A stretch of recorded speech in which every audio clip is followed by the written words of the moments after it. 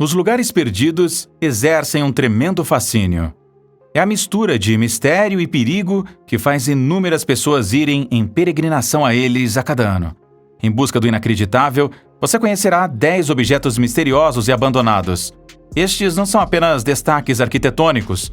Todos eles compartilham uma história trágica que lhes deixou uma marca tangível até os dias de hoje. Portanto, se você está procurando uma aventura real, assista ao vídeo agora. Você é fascinado por coisas misteriosas e descobertas incríveis? Então nos deixe um like e inscreva-se em Mundos Escondidos e junte-se a nós em nossa jornada de aventura. Berlin-Teufelsberg. Uma estação espiã encontra arte de rua.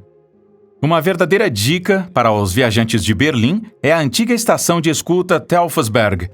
Artificialmente produzida nos anos 70, a segunda maior elevação em Berlim é uma montanha de escombros. Durante a Segunda Guerra Mundial, um centro de treinamento para nacional-socialistas deveria ser construído lá. A Faculdade de Tecnologia de Defesa, que foi explodida após a guerra, constituiu a maior parte dos escombros. Nos anos 50, a montanha estava então repleta de mais escombros de guerra.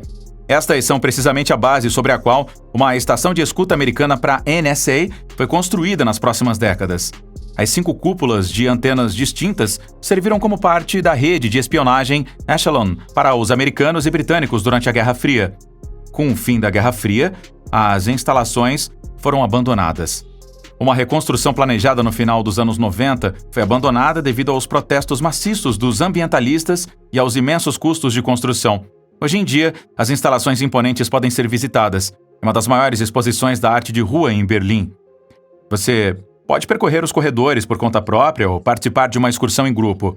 Assim, você não pode ver apenas um prédio abandonado. É a mistura de história, decadência e arte. A Vila Vanli de OVNIs em Taiwan. Se você estiver em Taiwan, não perca a Vila de OVNIs na cidade de Nova Taipei. Ali mesmo, um pouco escondido, você encontrará um pequeno grupo de casas estranhas. UFO Village é um resort de férias abandonado com bangalôs futuristas. Localizada fora de Taipei, a vila já foi um centro de arte moderna e a visão evoluída do arquiteto finlandês Matti Suuronen. As casas Futuro e Venturo foram projetadas por ele em 1968. Em sua terra natal, elas deveriam servir como chalés de esqui ultramodernos. Durante uma viagem à Finlândia, o designer taiwanês Su Ming ficou impressionado com o estilo das pequenas casas.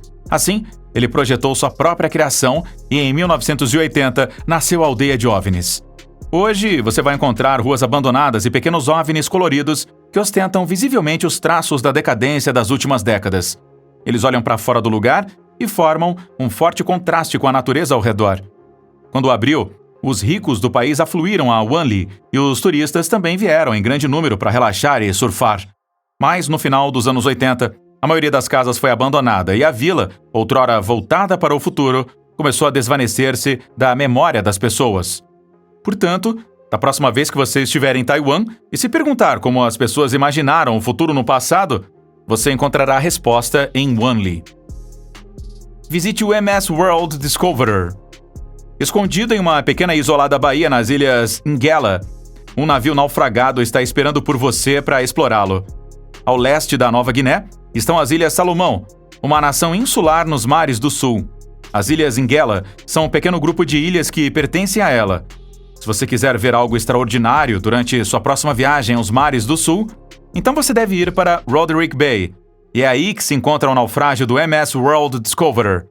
O navio de cruzeiro foi construído na Alemanha em 1974, onde foi inicialmente nomeado Biva Discoverer. Depois de ser vendido e renomeado várias vezes, o navio recebeu seu nome no final dos anos 90. Ele cruzou os mares deste mundo, levando turistas e pesquisadores a ilhas remotas e blocos de gelo. No entanto, em 30 de abril de 2000, o navio se deparou com um desastre. Atingiu um recife na Baía de Roderick e houve um furo. O vazamento causou a entrada de água no interior e o navio tombou. Hoje ainda se encontra um ângulo de 46 graus, logo ao largo da costa, rodeado por uma natureza pitoresca e marcado por seu poder. A Igreja da Galinha na selva indonésia. Uma igreja que se parece com uma galinha. É exatamente isso que você vê quando está na estrada em Java. A história da origem de Gereja Ayam, como os habitantes locais chamam a igreja, é pelo menos tão estranha quanto sua aparência. A igreja, localizada em uma colina, teve origem na visão de Daniel Alansjah, um homem de negócios de Jakarta. Em 1989, ele visitou a região de Magelang. De acordo com seu próprio relato, ele teve uma visão de Deus durante sua viagem. Em um sonho, o próprio Deus lhe deu a ordem de construir uma casa em forma de pomba.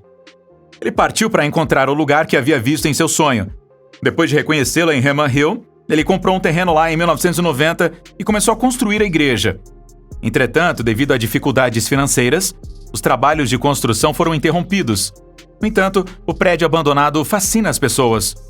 Todos os anos, pessoas curiosas e religiosas viajam para Java para visitar a Igreja da Galinha. De onde você acha que veio a inspiração de Alansjah? De Deus ou de uma refeição mal digerida? Escreva pra gente aí nos comentários abaixo. BOS 400. Nenhum naufrágio comum. Diretamente no cabo ocidental da costa sul africana, encontra-se o naufrágio do BOS 400. Você o encontrará em Duiker Point, não muito longe da Baía de Sandy. O navio industrial francês que foi naufragado em 1994 foi rebocado por um rebocador russo porque não tinha o próprio motor. Se o transporte do BOS 400 tivesse sido bem sucedido, o navio teria se tornado a maior fábrica industrial da África do Sul. Mas o deus do mar não mostrou nenhuma simpatia para com o gigante. Uma das cordas do reboque quebrou e a planta foi atirada contra a costa rochosa pelas ondas. Você ainda pode visitar o navio naufragado. Como o naufrágio está diretamente na costa, é possível vê-lo de terra. Especialmente corajosos aventureiros ousam mergulhar ao redor do antigo navio. Escreva aí nos comentários se o mergulho em naufrágio seria algo para você. Com certeza, você verá algo extraordinário. Nem todos os navios têm um guindaste com ponte e talha e um L-ponto em forma de placa. Além disso, o BOS 400 é um triste memorial a uma oportunidade industrial que foi perdida. O cemitério de carros abandonados em Shetland, na Bélgica. Perto da pequena cidade belga de Shetland, havia uma vez um cemitério abandonado de um tipo especial. Na década de 1940, um sucateiro comprou inúmeros carros. A maior parte eram marcas americanas. Ele os desmontou e colocou as carcaças ocas em vários gramados. Com o passar do tempo, foram plantadas árvores ao redor. Quanto mais alto elas cresciam, mais pálida se tornava a memória dos inúmeros naufrágios. Em algum momento, o cemitério estava no meio de uma pequena floresta. Depois que o primeiro fotógrafo descobriu o local por si próprio, ele atraiu novamente a atenção. Infelizmente, isso também atraiu a atenção das autoridades. Eles não acharam engraçado um depósito de lixo no meio da floresta e mandaram limpar o cemitério. Cerca de 200 carros foram retirados com grandes despesas e vendidos em leilão. Hoje, quase nada nos faz lembrar do antigo lugar perdido. No entanto, você ainda pode encontrar as fotos na web e elas continuam sendo bastante atrativas. A solitária torre cineira no lago Hischensee. No município de Graun, em Vinschgau, Bolzano, no sul de Tirol, você encontrará uma torre cineira muito especial. É a posição da estrutura que não é comum. A torre romântica salta do meio de um lago. Mas como a torre foi parar no lago? A rigor, ela tem uma história trágica. No início do século XIX, havia 3 lagos na região. Lago Heschen, Lago Graun e Lago Saint-Valentin, que estavam muito próximos um do outro. Quando as comunidades vizinhas começaram a produzir energia hidráulica, o nível da água do lago Heschen teve que ser aumentado em 5 metros. No final da década de 1930, a produção deveria ser ampliada, de modo que se falava até em elevar o nível em 22 metros. Devido à Segunda Guerra Mundial, porém, o trabalho parou. Mas imediatamente após o fim da guerra, os moradores ao redor do lago Heschen tiveram que enfrentar a realidade. Mais de 150 famílias foram despojadas de suas casas e reassentadas. O lago foi inundado de modo que se fundiu com o lago Graun. Foi prometido aos habitantes que a comunidade inundada seria reconstruída em outro lugar, mas ao invés de suas velhas casas, elas eram alojadas em barracos que eram rapidamente montados.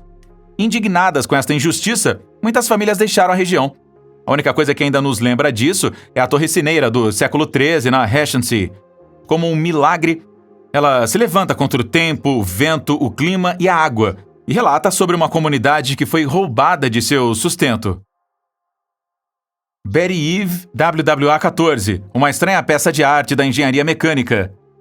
A história de Betty Eve WWA-14 é também uma daquelas invenções do passado que hoje só faz você balançar a cabeça. A antiga aeronave soviética foi uma experiência do fabricante russo de aeronaves Beriev. Era para ser uma aeronave anfíbia de decolagem e aterrissagem vertical, movida por 14 motores, impulsionados pela Guerra Fria e pela corrida armamentista com os Estados Unidos, engenheiros e cientistas que continuaram tentando superar uns aos outros. A ideia para esta estranha construção veio do designer Robert Bartini. Ele deveria construir aviões anti-submarinos com a máxima eficiência e teve que apresentar 3 protótipos ao governo para isso. O Beriev WWA-14 foi uma de suas ideias. Hoje você pode se maravilhar com isso no Museu Central da Força Aérea da Federação Russa, perto da capital russa. O avião faz lembrar um pouco uma águia que passou na água e está tentando nadar. Visualmente, um míssil se encontra com as asas inclinadas que deixam você se perguntando: você acha que esse dispositivo alguma vez teria se encaixado na aviação? Apenas uma coisa é clara: não há uma segunda máquina voadora como esta aí no mundo.